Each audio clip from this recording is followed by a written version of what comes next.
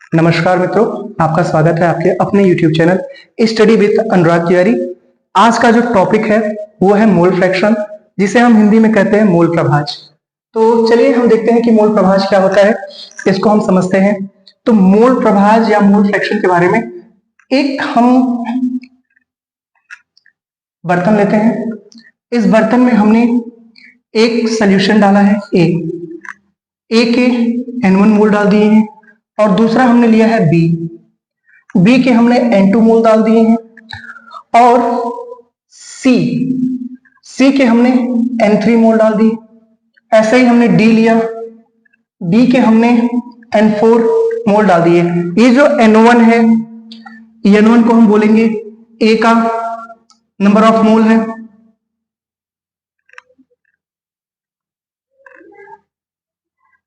उसी तरह से N2 ये बी का है, N3 ये सी का है, N4 ये डी का है एंड सो ऑन। ऐसे बहुत सारे हमने चीजें डाल रखी हैं, एक सोल्यूशन बनाया है। ए बी सी डी को मिलाकर के हमने एक सोल्यूशन बनाया है जिसमें ए के N1 मोल है, बी के N2 मोल है, सी के N3 है और डी के N4 है। तो यहां पे टोटल नंबर ऑफ मोल क्या हो जाएंगे?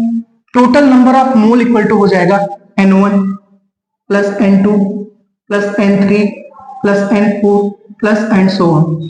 ये हो जाएगा total number of mole equal to क्या हो जाएगा? N1 plus N2 plus N3 plus N4 and so on. ठीक है।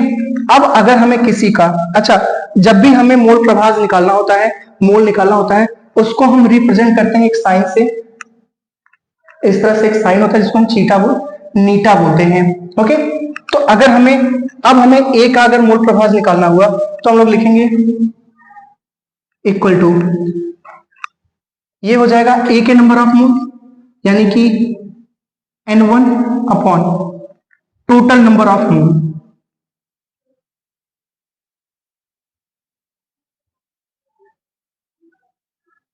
समझ गए?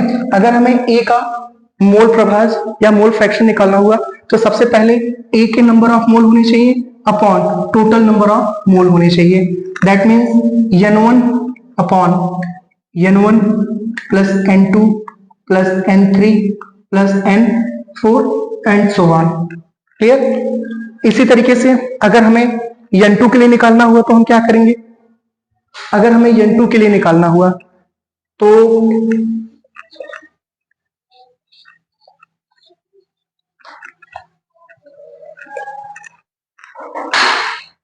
N2 का मोल फ्रैक्शन निकालना हुआ, यानी N2 का नहीं, हमें अगर B का मोल फ्रैक्शन निकालना हुआ यानी कि थीटा B इक्वल टू क्या हो जाएगा? N2 के number of moles upon total number of moles, that is N1 plus N2 plus N3 plus N4 plus and so on. इसी तरीके से अगर हमें C के लिए निकालना हुआ तो क्या हो जाएगा? N3 upon N1 plus N2 plus N3 plus N4 plus and so on. D के लिए निकालना हुआ तो क्या हो जाएगा? N4 upon N1 plus N2 plus N3 plus N4 plus and so on. Clear? अब ये हमने निकाल लिया। ठीक है। इस तरह से हम मोल फ्रैक्शन को निकालते हैं। तो सबसे पहले हमने क्या किया, मान लीजिए कि अब हम इसको मिटा देते हैं और हम देखते हैं हमने सबसे पहले क्या चीजें की हैं।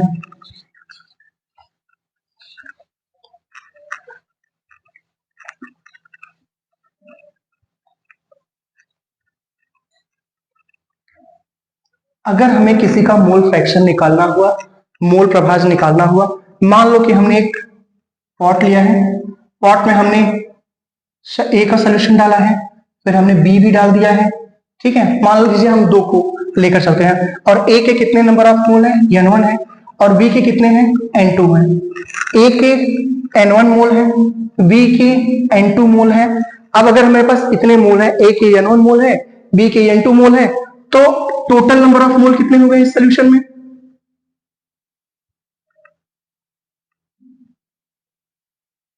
इन सोल्यूशन कुल मोलों की संख्या कितनी हो जाएगी, ये हो जाएगी n1 प्लस n2। अब हमें ए के लिए मोल फ्रैक्शन निकालना हुआ, तो ए का मोल फ्रैक्शन जब हम निकालेंगे तो हम लोग लिखेंगे number of moles of A upon total number of moles, यानी कि ए के मोलों की संख्या बटे कुल मोलों की संख्या। तो ये हो जाएगा ए के मोलों की संख्या कितनी है, नंबर ऑफ मोल्स ऑफ ए कितने हैं, n1 upon total number of moles कितने हो गए, n1 प्लस n2। ऐसे ही अगर हमें बी के लिए निकालना हुआ तो हम लोग लिखेंगे number of moles of B upon total number of mole. ठीक है, तो ये हो जाएगा n2 upon n1 plus n2। अब अगर हमने किया तो क्या आ जाएगा, ए का मोल फ्रैक्शन प्लस बी का मोल फ्रैक्शन कर दिया तो क्या हो जाएगा, ये हो जाएगा n1 upon n1 plus n2 plus n2 upon n1 plus n2। और इसको सॉल्व करने पे क्या हो जाएगा, बेस सेम है तो n1 plus n2 upon n1 plus n2, ये कितना आ जाएगा, 1 आ जाएगा, कट जाएगा तो ये 1 आ जाएगा। तो इस तरह से हम मोल फ्रैक्शन निकालते हैं। आपकी किताब में काफी सारे न्यूमेरिकल दिए होंगे, यहाँ पर भी हम कुछ न्यूमेरिकल्स देख लेते हैं। ठीक है,